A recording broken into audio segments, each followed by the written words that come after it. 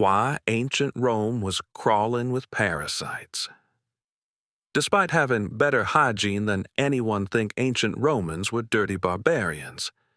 Think again. 2,000 years ago, Rome had public baths, running water, sewage systems, and waste management that wouldn't be matched for over a millennium. They were obsessed with cleanliness and smelled better than most medieval Europeans. So why were they absolutely infested with parasites?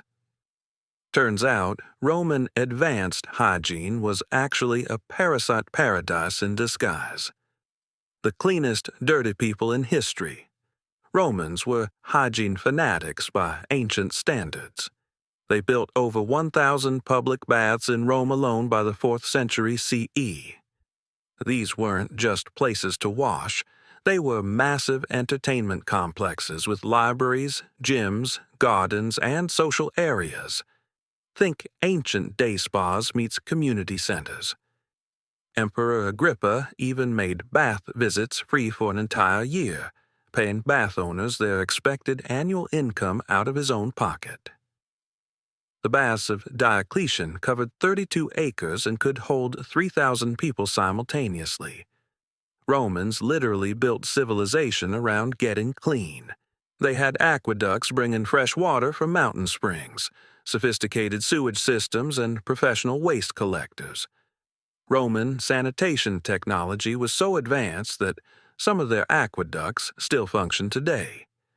The Aqua Virgo still supplies water to Rome's famous Trevi Fountain. But here's the twist. All this amazing hygiene technology was actually making them sicker. The parasite investigation, British biological anthropologist Piers Mitchell decided to investigate Roman health by studying the most disgusting evidence possible: ancient poop, burial sites, and parasite remains on clothing and combs. What he found was shocking. Despite their advanced hygiene, Romans had just as many parasites as Vikings, and Vikings barely bathed at all. We're talking about intestinal worms, dysentery-causing amoebas, fleas, lice, bedbugs, and every other creepy crawler you can imagine. Romans looked clean, smelled nice, and were absolutely crawling with microscopic nightmares.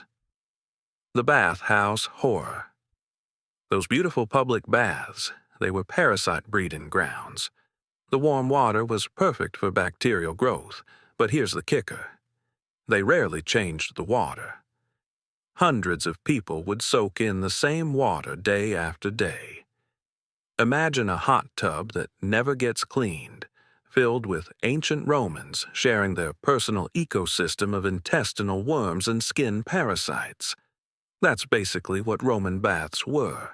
Luxurious infection centers where diseases spread faster than gossip. The community aspect made it worse. Bathing was social. You'd spend hours chatting with friends while marinating in each other's microscopic hitchhikers. Romans thought they were being civilized. They were actually creating the perfect storm for parasite transmission. Yeah, the fertilizer feedback loop Roman waste management seemed brilliant but created a disgusting cycle. Professional waste collectors would gather human excrement from the city and haul it to farms as fertilizer. Sounds efficient, right? Wrong. Parasites and their eggs survived in the fertilizer, infected the crops, and then traveled right back into the city on vegetables and grains. Romans were essentially eating their own parasites in a never-ending cycle of gross. Every salad was potentially a parasite delivery system.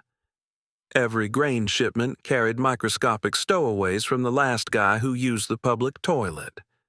The garum gamble Romans were obsessed with garum, a fermented fish sauce that went into almost every dish. Think ancient soy sauce made from rotting fish guts. It was so popular that Romans put it on everything. Problem: fish parasites. Garum was basically concentrated fish parasite paste that Romans voluntarily consumed with every meal. They thought they were adding flavor. They were actually adding worms. The manufacturing process involved letting fish entrails rot in the sun for months. Any parasites in the original fish had plenty of time to multiply and concentrate in the final product. Romans literally seasoned their food with potential infections. The poison pipes. Even Roman water systems had hidden dangers. Recent analysis of Roman pipes revealed high levels of antimony, a toxic metal that causes poisoning. Earlier research focused on lead pipes, but it turns out antimony was probably worse. Romans thought they were getting pure mountain spring water. They were actually getting a steady dose of heavy metal poisoning along with their daily hydration. The very infrastructure that made them feel superior to other cultures was slowly poisoning them. Lead pipes did form protective limestone deposits over time, reducing toxicity. But new pipes and antimony-containing materials meant Romans were always at risk of metal poisoning from their advanced plumbing.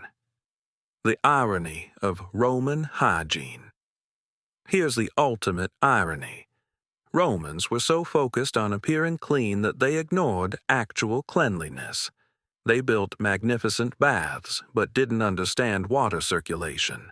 They created waste management, but didn't grasp disease transmission. They developed food preservation, but accidentally concentrated parasites.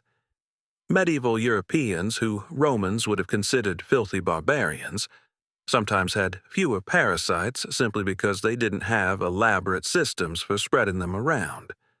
Roman hygiene was like having a beautiful car with no brakes. Impressive technology that created new ways to crash. The lesson of Roman parasites. Roman parasite infestation reveals something important about technological progress. More advanced doesn't always mean better. Sometimes sophisticated systems create sophisticated problems. Romans proved you can build amazing infrastructure, develop complex social institutions, and still completely miss the invisible threats that matter most. They conquered the world, but couldn't conquer microscopic worms. Their story is a reminder that cleanliness isn't just about appearance. It's about understanding what actually causes disease.